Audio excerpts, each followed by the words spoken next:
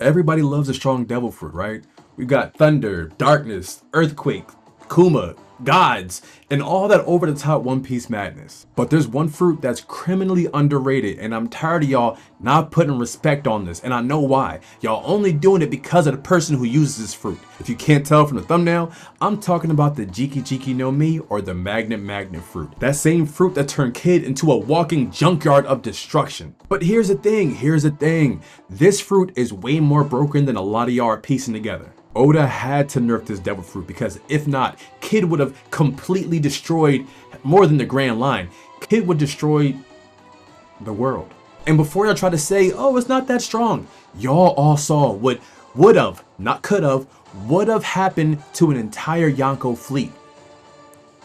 We saw it happen, but unfortunately, so did someone else. If you like the way that sounds, we discuss devil fruits and new abilities every single week. The best way to lock in is to hit the like button, subscribe to the channel so you don't miss any of this, because the crew is growing. I'm seeing y'all and I appreciate y'all. With that being said, let's get into the video. First, let's start at the beginning and talk about exactly what this power does. The Jiki Jiki no Mi, or the magnet fruit, allows a user to control and create magnetic forces. Kid doesn't just push or pull something away like a magnet. He literally creates magnetic fields. This means he can manipulate magnetic materials, create constructs, repel attacks, and even weaponize the very environment around him. But that's not all. He can also choose to polarize something or someone, forcing objects to attract or repel to it. So theoretically, he could trap opponents in all of the magnetic material around him. He could just tag, you're it, and then wham. Watch yourself turn into a Katamari ball. Or if you wanted to, he could fling them up, make you repel from the ground that you walk on, make you darn near allergic to the earth. If you guys didn't know, the earth is full of a lot of metals. Or if he wanted to, he could rip metal from the armor mid-fight. Like, imagine if Kid would have fought Don Krieg instead of Luffy in the beginning. That'd have been good. We've already seen him lift entire ships, reshape battlefield debris into giant magnetic arms, and even slam Big Mom herself. He slammed Big Mom. That's a big into the ground. That's a Yonko, by the way. He used his power to take on 3 different Yonkos. Put some respect on Kid's name. Now, what makes this fruit scary isn't just its brute strength. It's the potential. Magnetism isn't just about metal. In real physics, and I know people say, oh, don't apply science and logic to the anime world and the One Piece world. We're doing it anyway. This is my channel. This is what we're doing. It connects to electricity, kinetic energy, and even the movement of particles. Meaning, if Kid had a Vegapunk level understanding of his power, he could basically start bending the laws of nature themselves. We already know Enel Lightning was crazy. Enel was over there smiting whole towns and people easily. Very powerful. Not knocking Enel at all. But Kid, if he unlocked the knowledge, if he did the knowledge, he could learn how to generate electrical currents using the power of magnetism. And with that power, he could short circuit cyborgs, you know, every pacifista unit out there. He could fry an entire ship's network. He could render Den Mushi and other communication satellites completely ineffective. And that's no small feat. That is enough to sabotage an entire war. Here's the part that blows my mind though. What if I told you the magnet fruit could be close to, if not right there at it, with the destructive capability of the darkness fruit, at least potentially speaking? Stick around, because once you realize just what this power could do if Oda would take off the nerf switch and gave it to someone a little bit brighter, you'll see why Oda had to do what it do. It wasn't supposed to even make it this far. Did y'all know the supernovas weren't supposed to be like prominent in the series? That's a fun fact. We'll get back to that another time. Let's talk science for a second. I don't have a thinking cap. I'm going to get me a thinking cap. Today we're rocking with Gengar, but let's talk science for a second. Magnetism isn't just attraction. It's control over charged particles. In One Piece terms, it's basically energy manipulation. And while we know Oda doesn't go full physics professor on us, the logic definitely tracks. If Kid can control magnetic fields, he could technically affect anything with a charge, which is almost anything. He could manipulate bullets mid-air, disarm enemies from miles away, or crush entire fleets by magnetizing the hull of their ships. And if he wanted to take it another step further, he could also reverse his own polarity, allowing him to fly. Or levitate, whatever you want to call it. This means Kid, if he really wanted to, could literally teach himself how to fly, but we all know that Kid isn't the brightest. He's brave, it's not that bright. I feel like he spent a little bit too much time trying to work out the giant robot arms instead of studying, because if Douglas Bullet would have had this power, that would have been crazy. My question is, why did Oda hold this back? Why didn't Oda let Kid fully unleash his power at like any time? Besides that one time, that was pretty cool. That one time, oh, that was so cool, until it wasn't. The simple answer is because it would have been broken. The magnet fruit, if truly mastered, would turn Kid into a complete god of the battlefield. Every Marine with a metal weapon, immobilized. Every ship, immobilized. Every cyborg or pacifista, immobilized, scrapped, discarded, and tossed to the side instantly. Imagine if Kid would have made it to Punk Hazard. Punk Hazard would have been Kid's playground. The island was full of metallic debris, weapons, machinery. Kid literally could have leveled the place. They all drove lots and determined different routes. If Kid would have went the path that took him to Vegapunk's home area, we'd be reading a different One Piece right now.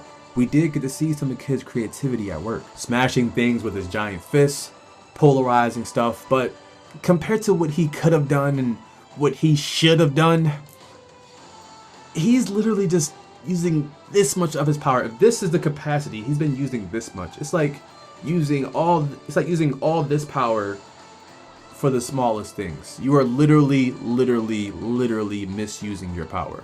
Not to say that Kid was not talented with his devil fruit. That's not me saying that. I'm just saying he left a lot on the table. A whole lot. If we were to compare this to some other devil fruits, let's do that. Like I said, this is a destructive devil fruit. It is not up there with the raw destructive power of the Gora Gora no Mi. Like, you, literal airquakes, you can't really compete with that. But that's raw destruction. You can't control exactly what gets ruptured. Kid can literally create destruction on an isolated city, island, area level to a similar degree.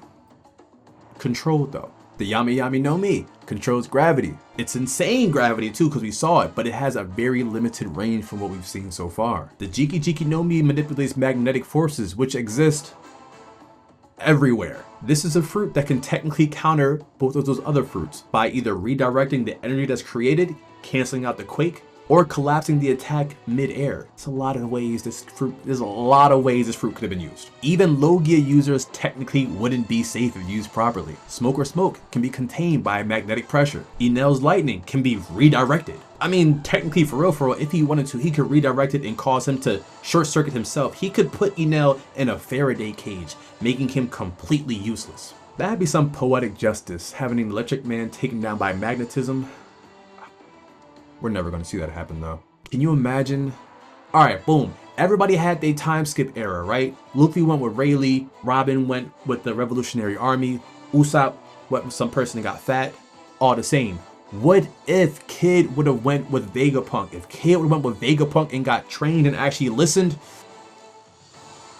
I like the idea of what could have happened, although we know it never will, but it's nice to dream. Some people say the Magnet Fruit isn't top tier because, well, they're haters. But outside of that, they're like, oh, he lost. Luffy lost a lot. A whole lot. That doesn't make the Gum Gum Fruit any less. And he had literal God Fruit. Every single time we saw a Kid lose, it was to a stronger opponent. Big Mom, Kaido, and the last person I'm not going to mention in case you're not caught up. At the end of the day, he always punched above his pay grade. We never saw how he got his bounty. We didn't get the Tales of Kid because realistically, he's probably washing folks because he had the power, which means he never had a chance to ramp up until he got into the big leagues and then got a little in over his head. Just saying. And at the end of the day, it's not the fruit that isn't strong. I just described to you a bunch of ways how it could have been used. So it's not the fruit, it's the master. With full control and a true awakening, this devil fruit could be used to so many heights. This John literally could have brought down Kaido's floating fortress.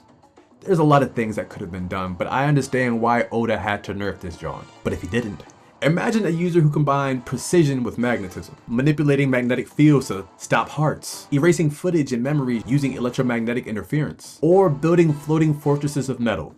Y'all saw how powerful Shiki's fortress was because he was up in the air. Kid definitely could have imitated that. This, once again, is not just a strong fruit. It has the potential to carry someone literally into the endgame.